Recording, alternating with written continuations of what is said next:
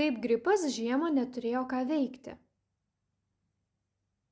Buvo kartą labai šalta snieguota žiema. Dideli pūkiniai debesys kasdien siuntė į žemę pūgas ir šerkšną, o namų langus padengė ledo gėlės.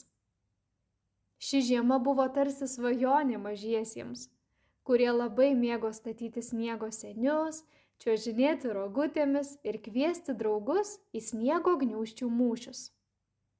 Tačiau vienas veikėjas šiame žiemos pasaulyje jautėsi nusiminęs.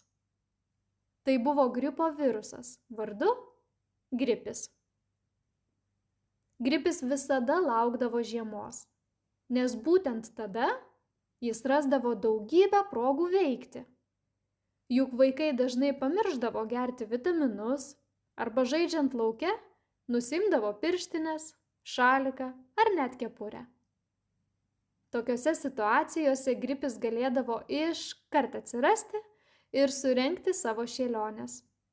Jis padovanodavo nekviestų čiaudulių, kosulį ir įkyrę pernelyg ilgai besisvečiuojančią slogą. Bet šįkart jis buvo ypatingai nustebęs. Kodėl niekas nepasiruošęs susirgti, murmėjo jis, slankiodamas gatvėmis.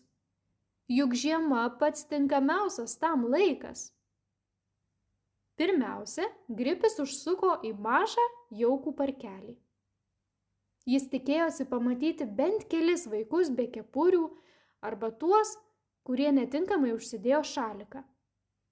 Bet kaip tyčia, visi vaikai buvo atsakingai apsirengę.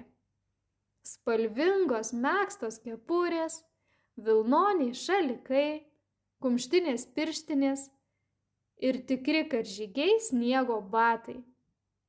Jie atrodė tarsi žiemos triuškintojai. Gripis buvo priblokštas.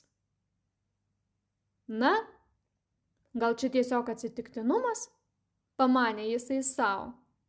Virusas leidosi toliau į netoliese esančią žaidimų aikštelę, kur anksčiau dažnai rasdavo mažųjų, kuriuos erzindavo kepurės. Bet ir ten situacija buvo tokia pati. Net patys mažiausieji vaikai, kurie visuomet pykdavo ant tėvų, kai šie bandydavo juos šiltai apmuturiuoti, dabar patenkinti savo vaikštinėjo, ropinėjo, ar tiesiog, kaip šilti keksiukai, ką tik išimti iš orkaitės, sėdėjo savo sportiniuose vežimėliuose. Sniegas ir šaltis jų nei kiek negąsdino. Gripis bandė savo laimę dar keliose vietose. Prie mokyklų, prie muziejų, net prekybos centrą apvaikščiojo. Bet niekur nerado nei vieno, kuris būtų pamiršęs pasirūpinti savimi. Galiausiai, pavargęs ir nusivylęs, jis prisėdo ant snieguoto suoliuko.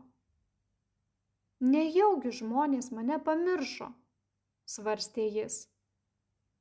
Juk anksčiau aš buvau neatsiejama žiemos dalis. Ir staiga jo ausis pasiekė šiltų pokalbių nuotrupos. Prie netoliese esančios arbatos bei kavos kioskelio būriavosi žmonės, kurie sušilę gurkšnojo garuojančius gėrimus. Žiemą svarbu saugotis, kalbėjo viena moteris. Mano vaikai šiemet jau nebeišeina į lauką be kepurės ar pirštinių. Aha, ir mano, pritarė kita.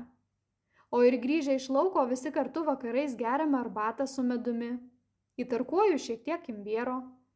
Arba atpjaunu griežinėlį citrinos. Tai ne tik stiprina imunitetą, bet ir suteikia arbatai ypatingą skonį.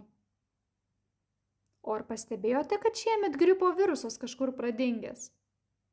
Jis ko gero ieško savo vietos, kur galėtų tiesiog ramiai pasėdėti ir su kuo nors išgerti arbatos, pajuokavo šalia stovintis vyras.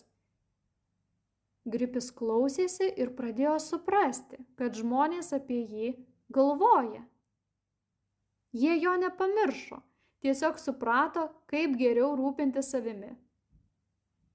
Žmonės šiltai rengiasi, stiprina savo imunitetą ir rūpinasi sveikata dar prieš pasirodant peršalimui. Na, pagalvojo Gripis, gal tai nėra taip blogai? Žmonės saugo save ir jei apie mane kalba kaip apie svečią, galbūt man visai nereikia nieko užkrėsti.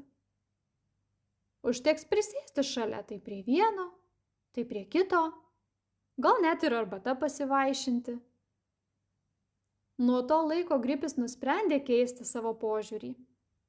Vietoje to, kad stengtųsi visus susirgdinti, jis tapo švelniu priminimu, kad rūpintis savimi yra svarbu.